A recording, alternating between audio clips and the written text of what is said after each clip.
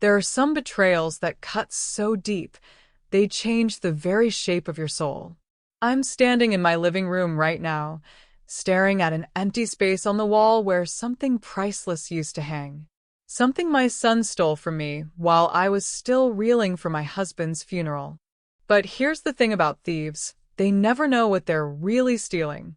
And when I went to get it back from that pawn shop, the clerk looked at me with eyes full of pity and said 5 words that changed everything. "Ma'am, you need to see this." Welcome back to Her Real Stories, and if you're new here, welcome to our family. I'm so glad you found us. Today's story is going to shake you to your core, so make sure you hit that subscribe button and ring the bell because, trust me, you don't want to miss what happens next. My name is Sylvie, and I need you to understand something before I tell you this story. I used to be the kind of woman who believed in second chances, who thought family meant everything, who would give you the shirt off my back if you needed it. That woman died the day my son Julian decided my grief was his opportunity. My husband Charles wasn't just the love of my life, he was my anchor. 42 years of marriage, and that man never once made me doubt I was the most important thing in his world. Charles had this thing about beauty. Not the shallow kind you see on magazine covers, but real beauty. The kind that tells a story. He collected art the way some people collect memories, carefully, lovingly, with respect for what came before. Above our fireplace hung his most treasured piece, a vintage European oil painting from the 1800s. It wasn't huge, maybe 2 feet by 3 feet, but it was stunning. Rolling hills painted in colors that seemed to glow even in dim light, with this tiny farmhouse nestled in the corner that looked so real you could almost see smoke coming from the chimney. Charles bought it at an estate sale 35 years ago, back when we were young and broke, and spending $300 on a painting meant eating beans and rice for 2 months. But Charles saw something in that painting that made it worth every sacrifice. He'd sit in his chair after dinner, coffee in hand, just staring at it. "That little house," he'd tell me, "that's where we'll retire someday. Somewhere quiet, somewhere beautiful." He'd win the old clock on the mantel, straighten the painting just a tiny bit, and smile like he was sharing a secret with an old friend. When Charles got sick, that painting became even more special. During his last weeks, when the pain got bad, he'd ask me to move his bed where he could see it. "Promise me something, Sylvie," he whispered one night, his hand squeezing mine with what little strength he had left. "Promise me you'll keep our little house safe. Don't let anyone take our dreams away." I promised. Of course I promised. How could I know that the person who'd break that promise would be my own son? Charles passed on a Thursday morning in March. The funeral was beautiful, standing room only at the church, flowers everywhere, people sharing stories about what a good man he was. Julian seemed devastated. He held my hand during the service, helped carry the casket, gave a speech about what a wonderful father Charles had been. I was so proud of him, so grateful to have him there during the worst moment of my life.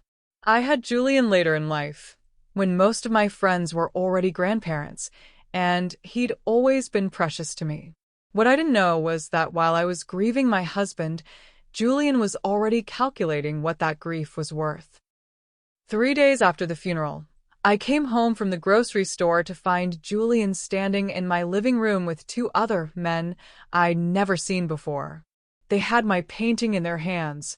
My beautiful, irreplaceable piece of Charles was being wrapped in old blankets like it was garage sale trash. "What are you doing?" I dropped my groceries right there on the floor, milk splashing everywhere, but I didn't care. My heart was pounding so hard I could hear it in my ears. Julian didn't even look ashamed. He just shrugged like he was taking out the garbage. "Mom, you need to be practical. This thing's been sitting here collecting dust for decades. I found a buyer who's going to give us good money for it." Us. He said us like I had agreed to this. Like I was part of his plan to sell my husband's memory. Julian put it back. "Right now." My voice was shaking, but I tried to sound firm. "That painting isn't for sale. It will never be for sale." One of the men, a skinny guy with tattoos covering his arms, looked uncomfortable. Lady, maybe you two should work this out privately. We can come back later. But Julian waved him off. No, it's fine. My mom's just emotional right now. She'll understand once she sees the check. He turned to me with this patronizing smile that made my stomach turn. Mom, Dad's gone. This painting isn't bringing him back, but the money from it can help us both move forward. Move forward. As if the 42 years I spent with Charles was something I needed to get over, not something I needed to honor. How much? I asked quietly. 1,500. Cash. Julian seemed proud of himself. Not bad for something that's been sitting on our wall forever, right? $1,500. For a painting Charles and I had insured for 12,000. For the piece of art that had watched over our marriage, our fights, our celebrations, our quiet evening conversations for over 3 decades. Julian was stealing my husband's soul and bragging about getting ripped off. Julian, that painting is worth 8 times what they're offering you. And more importantly, it's not yours to sell. His face changed then. The fake concern disappeared, replaced by something cold and calculating. Look, Mom, I didn't have time to wait for a real buyer. I needed cash fast, and these guys were willing to pay immediately. Sometimes you have to be practical about these things. Practical. About selling my husband's most treasured possession. That painting stays here, I said firmly. Find another way to get your money. Julian's friend shifted uncomfortably. Look, we can't force you to sell if you don't want to. Maybe we should just go. But Julian held up his hand. Give us a minute. He waited until the men stepped outside, then turned to me with a look I'd never seen before. Cold. Calculating. Almost cruel. Mom, I need this money. I've got debts you don't know about. Opportunities that won't wait. You're being selfish. Selfish. For wanting to keep my dead husband's most prized possession. What debts, Julian? What opportunities? Talk to me. We can figure something else out. He laughed, but there was no humor in it. There is no something else, Mom. This is it. Dad's gone. That painting is just paint and canvas now. But the money from it can actually help real people who are still alive. I stared at my son, this man I'd raised, fed, loved unconditionally for 38 years, and realized I was looking at a stranger. Get out, Mom. Get out of my house. Take your friends with you. If you touch that painting, I'll call the police. Julian's expression hardened. Fine. Be stubborn. But don't come crying to me when you're sitting here all alone, talking to a dead man's painting instead of living your life. He left, but his friend stayed behind. And 20 minutes later, while I was in the bathroom crying so hard I couldn't breathe, they came back. They picked my lock, took my painting, and left a note on the mantel where it used to hang. Sorry it had to be this way. Julian will call you tomorrow. The money will be in your account by Friday. My son had hired thieves to steal from his grieving mother. I called him immediately, my hands shaking so badly I could barely dial his number. When he answered, he sounded almost cheerful. Hey, Mom, how are you feeling? Julian, you had them take my painting. I had them take our painting. And before you get all dramatic, the money's already being processed. $1,500, split 50-50. Your $750 will buy a lot of groceries. $750. He'd stolen something priceless and was giving me grocery money in return. Where is it? I asked quietly. Does it matter? It's sold. Gone. Time to move on, Mom. But it did matter. It mattered more than Julian could possibly understand. Because that painting wasn't just Charles's, it was us. It was our hopes, our dreams, our quiet moments together. Julian had stolen our entire marriage and pawned it for beer money. I hung up and sat in my living room, staring at the empty space on the wall. The house felt different without that painting. Colder. like Charles had died all over again. But then I got angry. Not sad angry or frustrated angry. Clean, sharp, focused anger. The kind that doesn't make you cry, it makes you plan. I knew which pawn shop Julian used. He'd mentioned it before when he'd sold his guitar and his old baseball cards. It was downtown, squeezed between a check-cashing place and a used tire shop. The kind of place where desperate people traded their treasures for cash they'd spend before they got home. I drove there the next morning, trying to figure out what I was going to say. How much would it cost to buy back what was already mine? Did they even still have it? What if some collector had already snatched it up? The shop was exactly what I'd expected. Dim fluorescent lights, dusty glass cases filled with jewelry and electronics, and the smell of old cigarettes and broken dreams.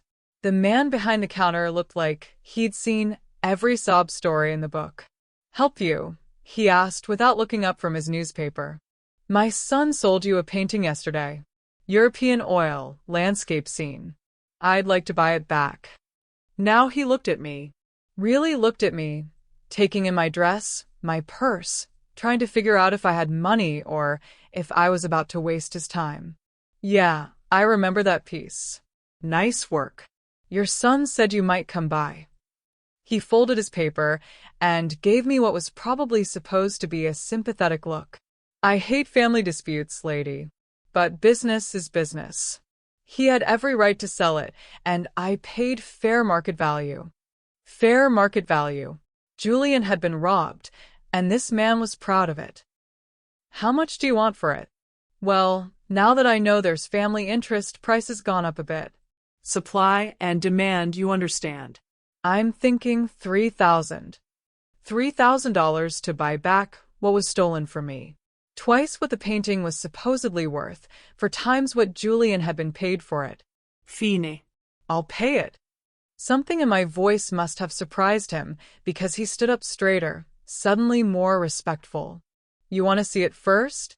Make sure it's the right piece." I nodded, not trusting myself to speak.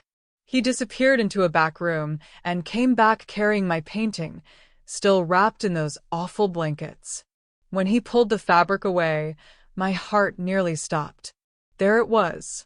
Charles's little farmhouse, those rolling hills, the colors that had watched over our marriage for so many years. But something was wrong. The frame looked different, lighter, like pieces were missing. "Is this how my son brought it in?" I asked. The pawnbroker paused, suddenly looking uncomfortable. "Well, see, that's the thing. When we were getting it ready for display, we noticed the backing was loose. So we took a look, make sure there wasn't any damage or anything." My heart started pounding. "And, ma'am, I think you need to see what we found." He reached under the counter and pulled out a manila envelope. This was hidden behind a canvas, tucked into the frame. Looks like it's been there for years. With trembling hands, I opened the envelope. Inside were papers. Old papers, yellowed with age, written in Charles's careful handwriting. The first document made my knees go weak. It was a will. But this wasn't the simple will Julian and I had reviewed with the lawyer after Charles died. This was a detailed, comprehensive document dated just 3 months before Charles passed. A hidden codicil that Charles had deliberately kept secret, tucked away where only someone who truly cared about the painting would find it. According to these papers, Charles had left me everything. Not just as half of our shared assets, but properties I'd never heard of, investment accounts I didn't know existed, and a safety deposit box at a bank across town. Julian wasn't mentioned as an heir. He was mentioned as someone specifically excluded from inheritance due to demonstrated financial irresponsibility and disregard for family values. My hands were shaking so badly I could barely read, but there was more. Instructions for accessing bank accounts, references to investment portfolios, and a safety deposit box key-taped to the back of one document. Charles had hidden the breadcrumbs to his secret fortune inside his most treasured possession. Charles had been building something incredible. And somehow, he'd kept it all secret, even from me. But the most shocking document was a letter addressed to me, sealed in an envelope marked for Sylvie, to be opened only in case of emergency. My dear Sylvie, the letter began in Charles's familiar handwriting. If you're reading this, then something has gone wrong with my original plan. I had hoped to share these secrets with you gradually, to surprise you with the security I've been building for us. But if you're reading this letter, it means I'm gone and someone has been pressuring you about money or property. I've been quietly investing and saving for 40 years, sweetheart. Every bonus, every small inheritance from relatives, every windfall has gone into building something permanent for you. I never told you because I wanted it to be a surprise for our retirement, a gift to celebrate all the sacrifices you made to support my dreams. The painting was my vault, my secret hiding place. I knew you'd never sell it, knew it would stay safe on our wall until the time was right to reveal everything. If someone has forced you to part with it, then they've unknowingly handed you the keys to independence they never imagined existed. Julian is not included in this will, Sylvie. I love my son, but I've watched him make too many selfish choices, seen how he treats money and family as things to be used rather than cherished.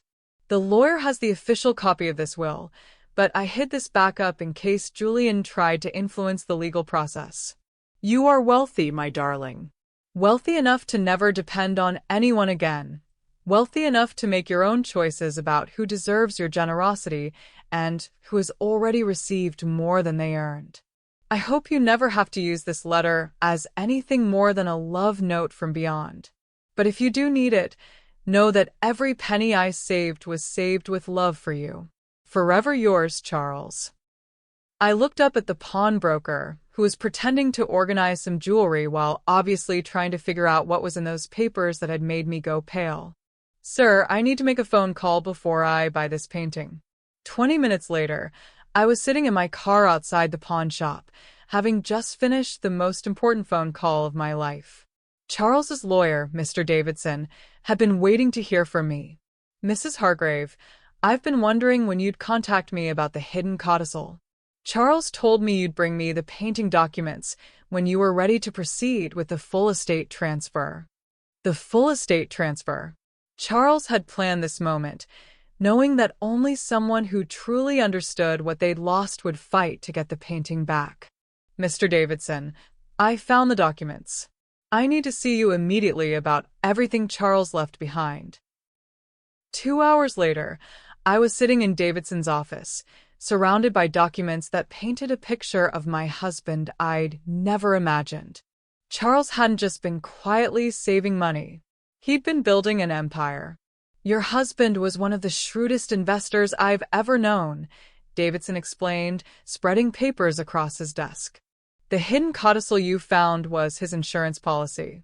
He worried that Julian might try to challenge the basic will or pressure you into sharing assets you didn't know existed. I thought about all those weekends Charles had said he was helping a friend with a project. All those times he'd come home with paint under his fingernails or sawdust in his hair. He hadn't been helping friends. He'd been building our future. The current value of the estate, including properties, investments, and liquid assets, is approximately $2.4 million. $2.4 million. I was a millionaire, and I'd been living like we were barely getting by. Why didn't he tell me? I asked. Davidson smiled sadly.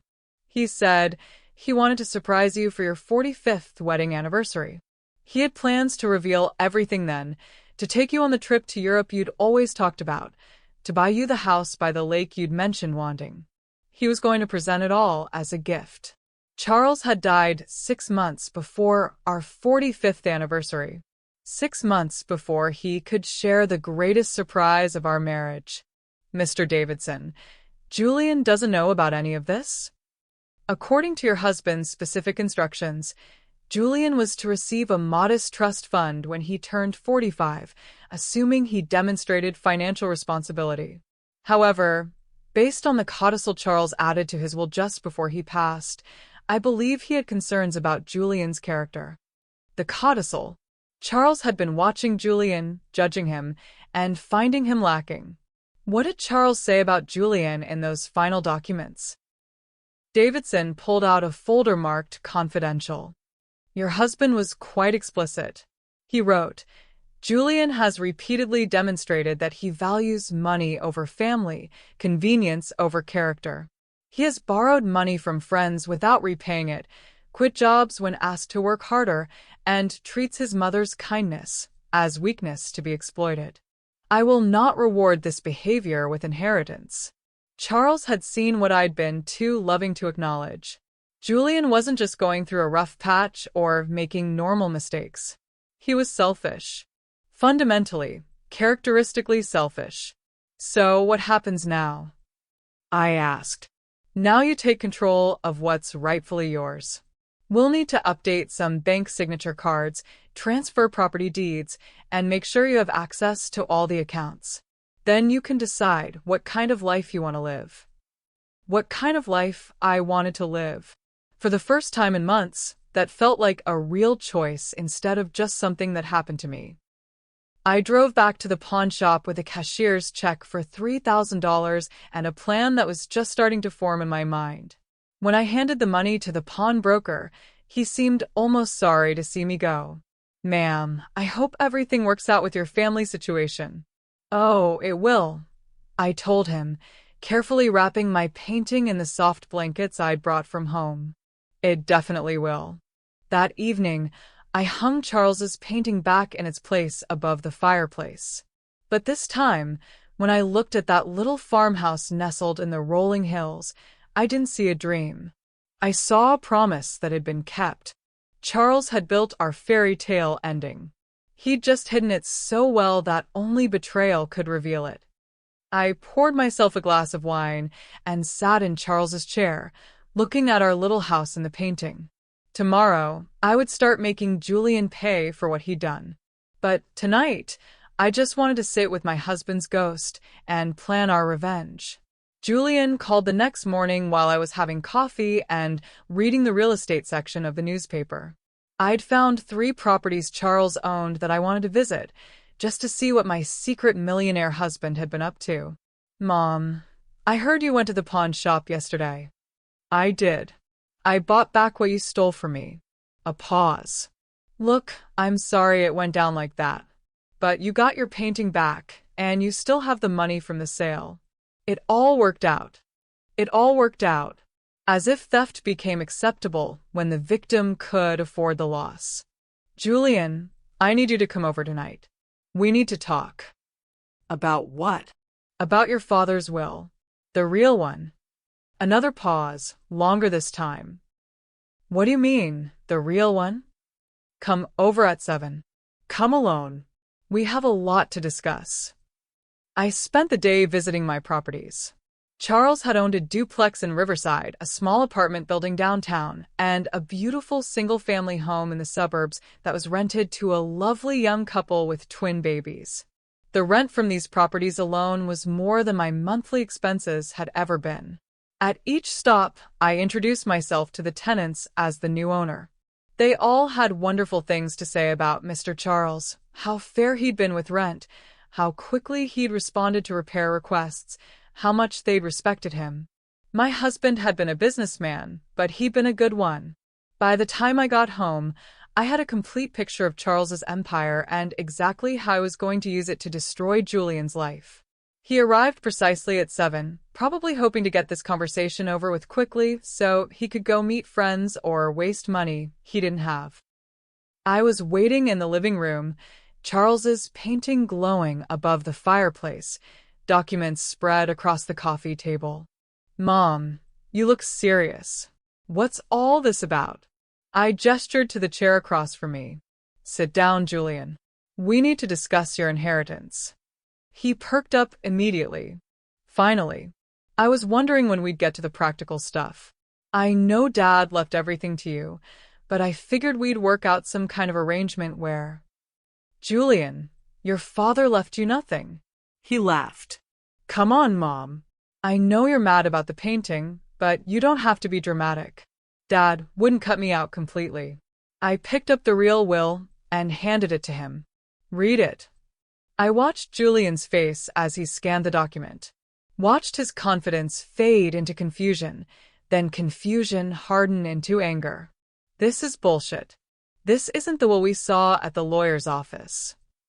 The will we saw at the lawyer's office was a basic document for simple assets. This is the comprehensive will for everything else your father owned. Julian flipped through pages, his breathing getting faster. Everything else? What everything else? I spread the property deeds across the table. The bank statements, the investment records, the complete picture of wealth that Julian had never imagined existed. Your father was worth $2.4 million when he died, Julian. All of it left to me. None of it left to you. The silence that followed was deafening. Julian stared at the papers like they were written in a foreign language, trying to process the fact that he'd just learned his father was rich, and he wasn't inheriting any of it. "This can't be legal," he said finally. "You can't just cut a kid out of a will completely." "Actually, you can. Especially when that kid has demonstrated that he steals from his grieving mother." Julian's face flushed red. "I didn't steal anything. I sold something that was sitting around collecting dust, something that wasn't doing anyone any good." "You sold something that wasn't yours to sell. You hired strangers to break into my house and take my property while I was crying in the bathroom. That's not family financial planning, Julian. That's theft." He stood up, pacing now, running his hands through his hair. "Okay, I handled it badly. I admit that. But Mom, look at these numbers. Dad was sitting on millions while we lived like we were broke. That's not normal. That's not fair. Your father worked for 40 years to build this security for me. He sacrificed and saved and invested wisely, so I never have to depend on anyone else for survival. And the day after his funeral, you tried to rob me." Julian stopped pacing and looked at me with something I'd never seen before. Pure calculation. Like he was trying to figure out how much I was worth to him now versus how much trouble I was going to be. "Mom, be reasonable. I'm your only child. I'm 73 years old, Julian. When I die, all this comes to me anyway. Why not let me help you manage it now? Why not let me be part of the planning? Because you stole from me, Julian. Because when I was at my lowest point, you decided my grief was your opportunity. Because you've shown me exactly what kind of man you are, and it's not the kind of man who deserves to manage money he didn't earn." His expression hardened. Fine. "Keep your secrets, keep your money. But don't expect me to pretend everything's normal between us. Don't expect me to keep playing the role of the grateful son who visits every Sunday and pretends to care about your stories. I don't expect anything from you anymore, Julian. That's the most liberating feeling I've had since your father died." He headed for the door, then turned back one more time. "You know what's going to happen, right? You're going to sit in this house, counting your money, talking to a dead man's painting, and you're going to die alone. Rich and alone. Maybe. But I'll die knowing I never rewarded the people who betrayed me." Julian left, slamming the door hard enough to rattle the windows. I sat in the quiet for a few minutes, then picked up my phone and called Mr. Davidson. "I'm ready to make some changes to my will," I told him. "And I'm ready to start making some investments of my own." The next morning, I started my new life as a wealthy woman with a very specific mission. Julian thought his betrayal was over, forgotten, forgiven by time and family obligation. He had no idea that his real punishment was just beginning. First, I did my research. I wanted to understand exactly what kind of financial trouble Julian was in, what kind of lifestyle he was trying to maintain, and the debts and obligations he'd hidden from me. What I found was worse than I'd imagined. Julian wasn't just financially irresponsible, he was financially desperate. He owed money to 3 different credit card companies, was behind on his car payments, had borrowed against his 401k twice, and was facing eviction from his apartment. The $1,500 from my painting hadn't gone towards some big opportunity or investment. It had gone toward barely keeping his head above water for another month. My son was drowning in debt, and instead of asking his family for help, he'd chosen to steal from his widowed mother. But here's what Julian didn't know. I now had the power to throw him a lifeline or watch him drown. And after what he'd done, I was feeling more like watching. I started small. Julian's apartment complex was owned by a property management company that handled rentals for several small investors. It took me 2 weeks and a lot of phone calls, but I managed to track down the actual owner of Julian's building. Mrs. Chun was a retired teacher who'd bought the building as an investment 20 years earlier. She was tired of dealing with problem tenants and maintenance issues and was thinking about selling. I bought the building. Cash offer, no inspection, closed in 10 days. Julian had no idea his mother was now his landlord. Next, I called the dealership where Julian had bought his car. The salesman remembered him. Apparently, Julian had been pretty difficult during the negotiation, demanding discounts he didn't qualify for, making promises about payments he couldn't keep. He's 3 months behind, the salesman told me. We're about to start repossession proceedings. What if someone wanted to pay off his loan? Hypothetically? Well, hypothetically, that someone would own a car that's probably worth less than what's owed on it. But if they wanted to throw away money, I suppose that's their business. I paid off Julian's car. Not because I wanted to help him, but because I wanted to own something he thought was his. By the end of the month, I owned Julian's apartment building and his car. He was living in my property, driving my vehicle, and had no idea that his financial life was completely under my control. But I wasn't done. Not even close. Julian had mentioned debts I didn't know about, so I hired a private investigator to give me the complete picture. What I learned made my stomach turn. Julian owed money to people who weren't banks or credit card companies. He'd been gambling. Not just casual betting on football games, but serious gambling. Online poker, sports betting, even some kind of day trading that was more like playing roulette with stocks. He owed $12,000 to an online casino, $8,000 to a sports betting app, and another $15,000 to a day trading platform that had given him credit based on lies about his income and assets. My son wasn't just irresponsible with money. He was addicted to losing it. But the most disgusting discovery was a series of emails between Julian and a probate attorney. Emails where Julian had inquired about contesting his father's will, about having me declared incompetent, about legal ways to gain control of what he assumed was a modest estate. Julian hadn't just stolen from me impulsively. He'd been planning to steal from me systematically. That night, I sat in Charles's chair, looking at our painting, and made a decision that would have horrified the woman I used to be. But maybe destroying Julian wasn't about tearing him down. Maybe it was about tearing down the man he'd become, so something better could grow in his place. I was going to take apart Julian's life completely, methodically, piece by piece, until he understood exactly what it felt like to lose everything that mattered. But I wasn't going to do it out of anger. I was going to do it out of love. Love for Charles, who'd worked 40 years to build something beautiful. Love for the woman I used to be, who'd trusted her son and been betrayed. And maybe, just maybe, love for the man Julian could become if he ever learned that actions have consequences. The first step was taking away his home. As Julian's new landlord, I had access to all his lease agreements, his payment history, his complaints, and requests. What I found was a pattern of late payments, property damage, and general disrespect for the building and other tenants. Julian had been a problem tenant for 2 years, but Mrs. Chun had been too kind to evict him. I wasn't going to be nearly so generous. I sent Julian an official notice that his rent was being raised to market rate, an increase of $400 per month. I also informed him that several lease violations had been documented and any future problems would result in immediate eviction proceedings. He called me that evening furious. "Mom, did you hear what happened? My landlord is jacking up my rent for no reason.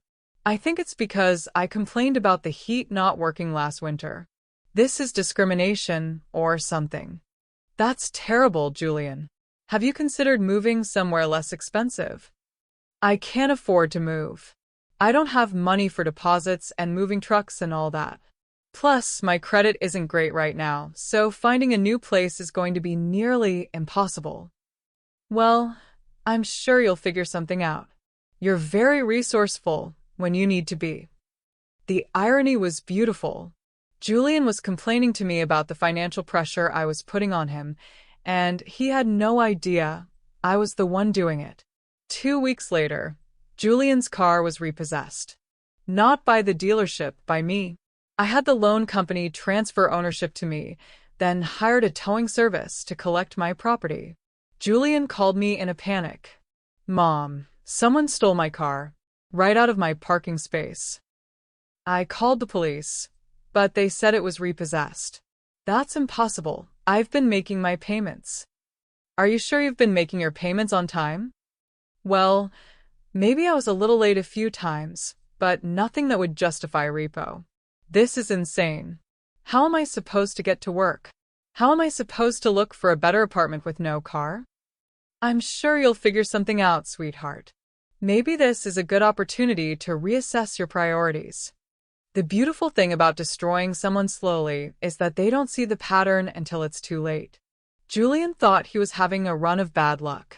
He had no idea he was being hunted. Next, I started working on his employment situation. Julian worked as a sales associate at an electronics store, the kind of job where being late or unreliable could get you fired pretty quickly. Without his car, Julian was depending on public transportation and ride shares to get to work.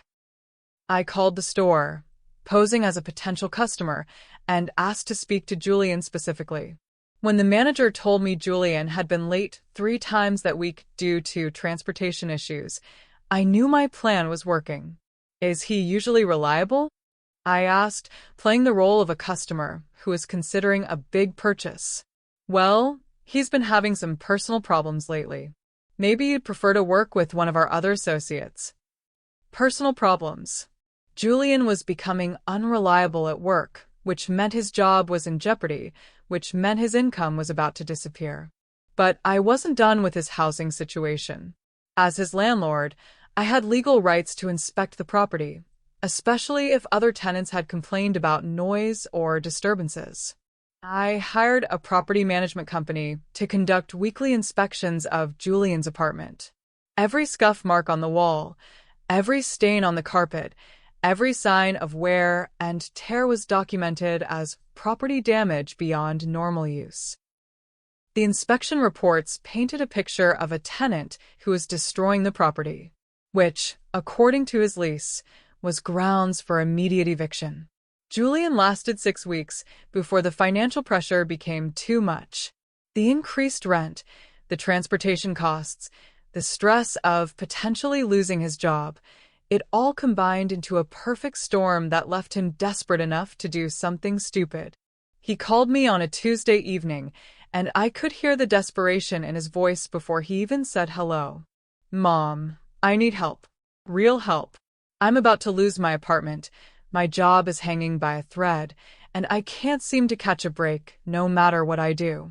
Oh, Julian, I'm so sorry to hear that. What kind of help do you need? Money. I need money to get caught up on everything. Just enough to get stable again, and then I can handle things on my own. How much money are we talking about? Maybe 5,000? I know that sounds like a lot, but I'm good for it. Once I get back on my feet, I'll pay you back with interest. $5,000.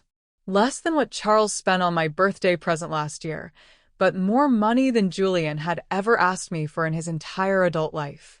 Julian, that's a significant amount of money. What assurance do I have that you'll pay it back? Mom, I'm your son. You know I'm good for it. Actually, Julian, I don't know that. The last time you needed money, you stole from me instead of asking for help. Silence. Then, that was different. I was desperate, and I wasn't thinking clearly. I've learned my lesson. Have you? What exactly did you learn? Another pause. I learned that I should have talked to you first. That family is more important than money. Family is more important than money. If Julian actually believed that, he wouldn't have stolen Charles's painting in the first place. Julian, I'm willing to help you. But I need some assurance that this money will be used responsibly, and I need to know that you understand the seriousness of what you're asking. Whatever you need, Mom. I'll sign papers, I'll give you references, whatever makes you comfortable. Come over tomorrow evening. We'll discuss the terms. That night, I prepared the most important contract of Julian's life. Not a simple loan agreement, but a comprehensive document that would give me control over every aspect of his financial future. Julian arrived the next evening looking haggard. He'd lost weight, his clothes were wrinkled, and he had the desperate look of a man who'd been backed into a corner. Mom, thank you for considering this. I know I don't deserve your help after what I did, but I promise I won't let you down again. I set the contract in front of him. This isn't just a loan, Julian. This is a financial restructuring agreement. He picked up the papers, trying to read through the legal language. What does that mean? It means I'm not just giving you $5,000. I'm taking over your entire financial life until you prove you can manage money responsibly. Julian looked up from the contract, confused. I don't understand. It's quite simple. I pay off all your debts, rent, car payments, credit cards, everything. In return, you sign over power of attorney for all financial decisions. Every purchase over $50 has to be approved by me.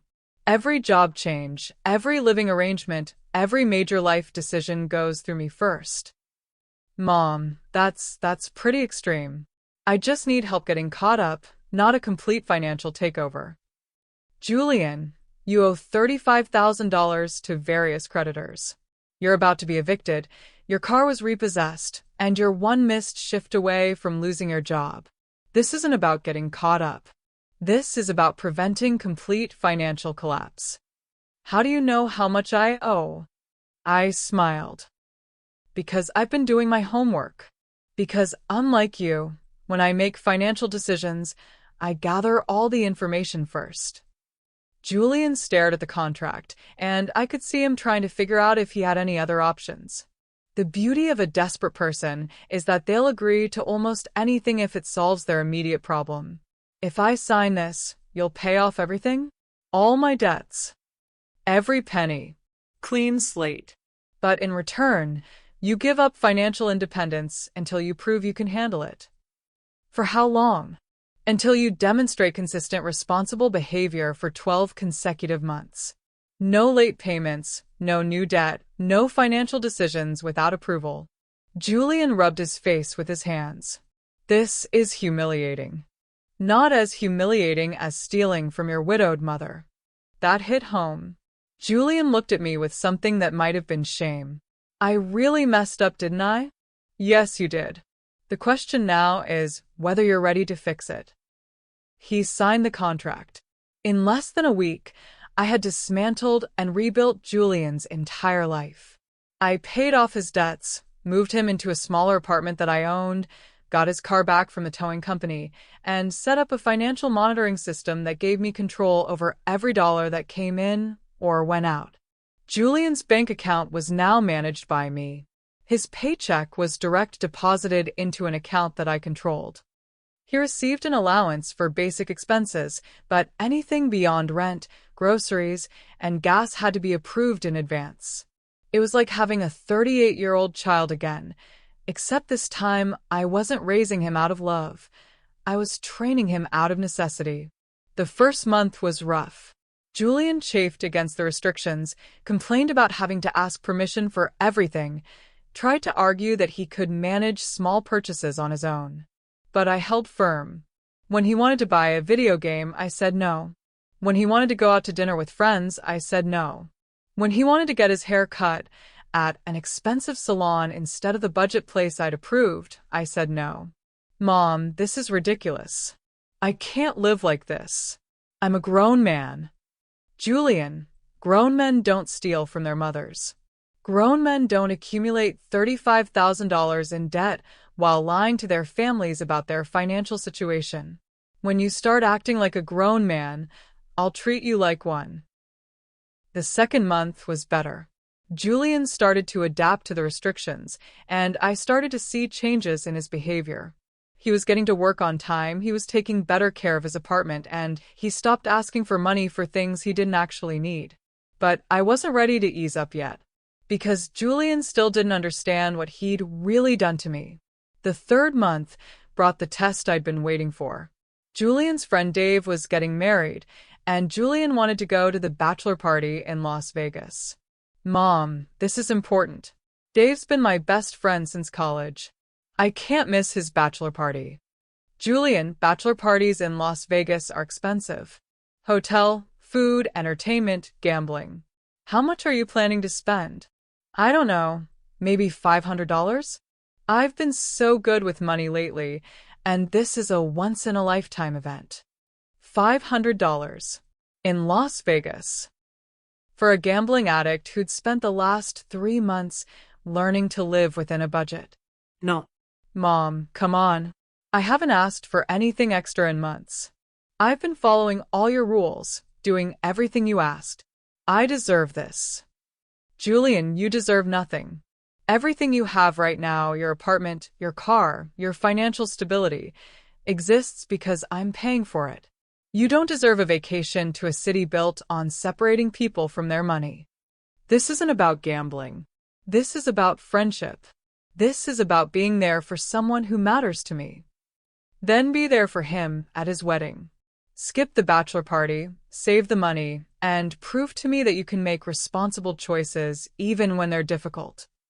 Julian was furious, but he didn't go to Las Vegas. And for the first time since Charles died, I felt like I was actually accomplishing something important. Month 4 brought another test. Julian's lease was up for renewal, and he wanted to move to a nicer apartment. Something with more space, better amenities, in a trendier neighborhood.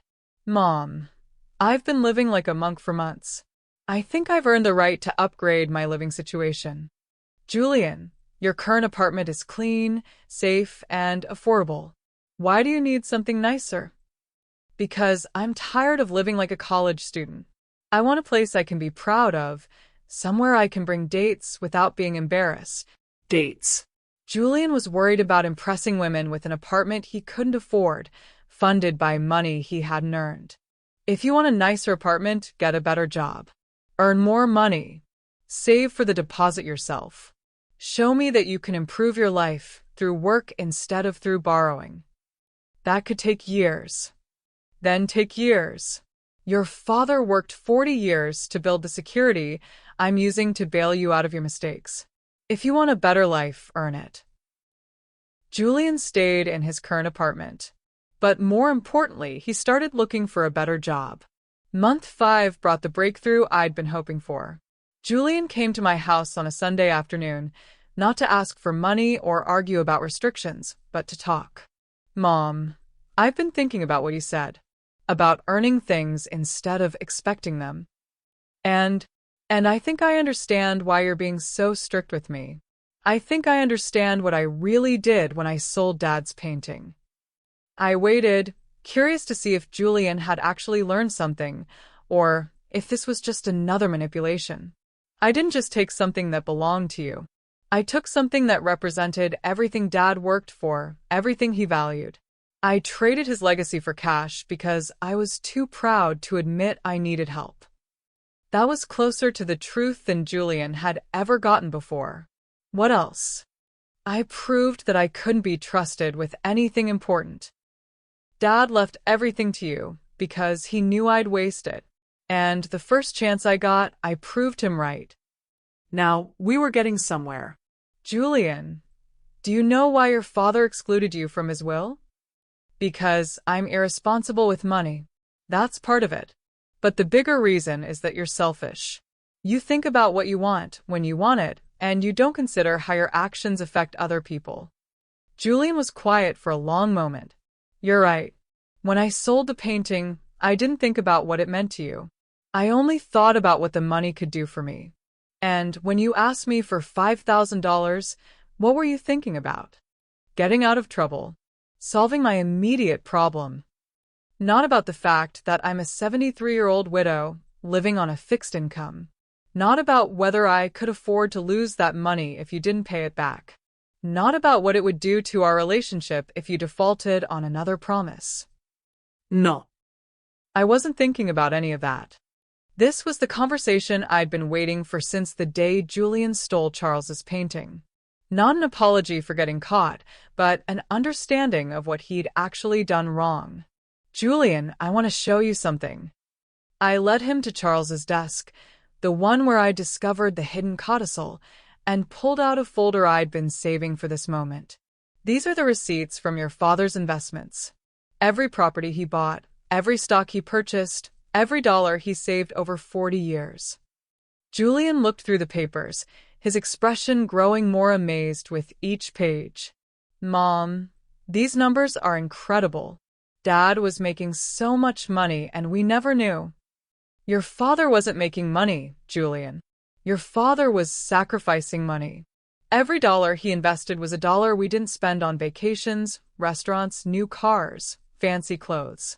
He gave up 40 years of immediate gratification so I'd have security when he was gone. Julian set the papers down carefully. And I tried to steal it.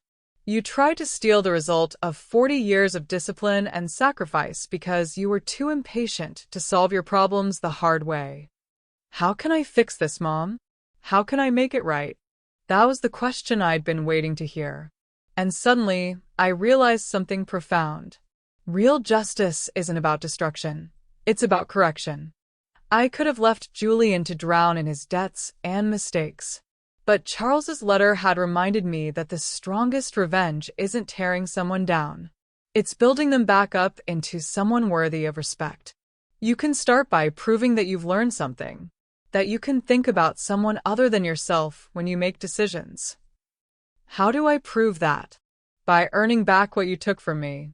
Not just the money, but the trust. Over the next few months, Julian transformed. Not quickly and not easily, but genuinely. He got a better job, started saving money, and most importantly, started thinking about how his actions affected other people. When his friend Dave asked him to be best man in his wedding, Julian came to me first to discuss the expenses and make sure he could afford the responsibilities without going into debt. When he wanted to start dating again, he saved money for months to take a woman to dinner at a restaurant he could actually afford, instead of borrowing money to impress her with luxury he couldn't sustain. When his old gambling app sent him promotional offers, he brought them to me and asked me to block the websites on his phone because he didn't trust himself to resist temptation. Slowly, carefully, Julian was becoming the kind of man Charles would have been proud to call his son. It took a full year, but Julian finally earned his financial independence back. He'd demonstrated consistent, responsible behavior, he'd saved money for emergencies, and most importantly, he'd learned to ask for help before problems became crises.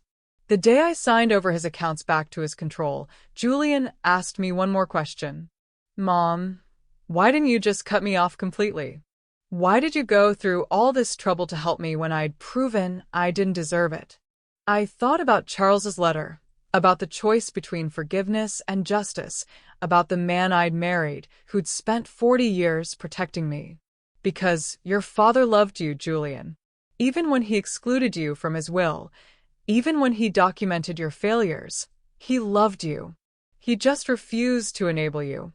And you? I love you too. But I love myself enough now to never let anyone take advantage of that love again. Julian nodded, understanding finally that love and accountability weren't opposites. They were partners. It's been 2 years since Julian stole Charles's painting. 2 years since I discovered my husband's secret fortune and used it to save my son from himself. Julian is doing well now.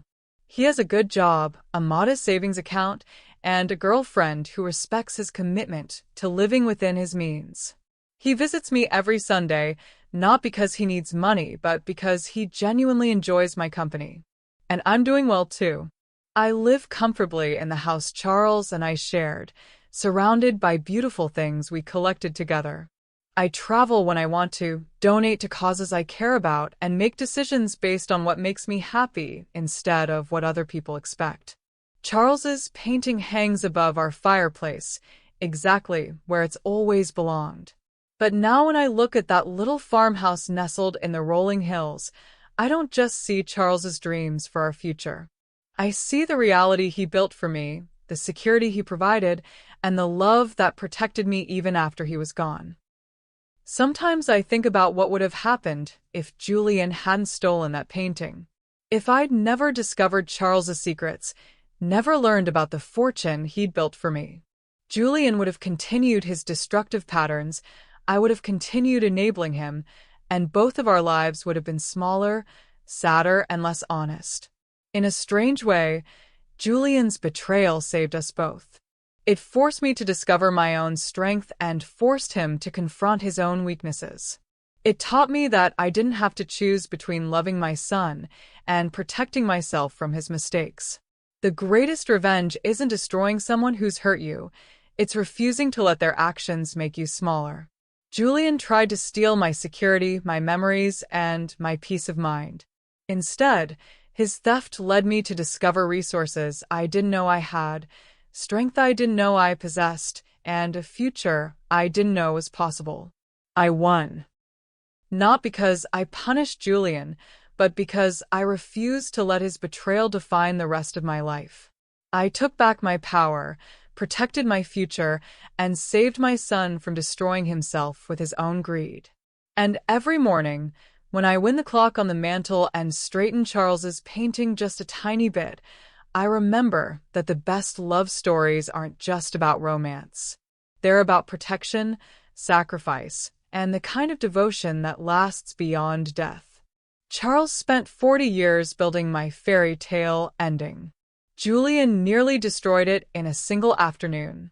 But love, real love, the kind that plans and protects and perseveres, love always wins in the end. If you've ever been betrayed by someone you trusted, if you've ever had to choose between being kind and being strong, if you've ever wondered whether forgiveness means accepting unacceptable behavior, if you've ever been told you're too old to start over, let me tell you what I learned. You can love someone and still hold them accountable.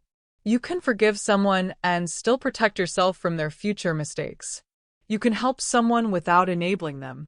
And you can turn your worst betrayal into your greatest victory if you're willing to fight for the life you deserve. Your story isn't over, and you still have chapters left to write. Julian learned that actions have consequences. But more importantly, I learned that I had the power to determine what those consequences would be. That's not revenge, that's justice. And justice, unlike revenge, heals everyone it touches. Share this story with someone who needs to hear it. Someone who's been betrayed, someone who's struggling with family drama, someone who thinks they're too hurt to start fighting for themselves. Hit that subscribe button and ring the notification bell, because every week I share real stories about real people who refuse to let life's worst moments define them. And comment below. I want to know about your experiences with family betrayal, financial manipulation, or discovering strength you didn't know you had. Your story matters, and this community is here to support you. If this story touched you, our best-selling book, Reclaiming Your Peace After Pain, shares these same lessons of healing and strength.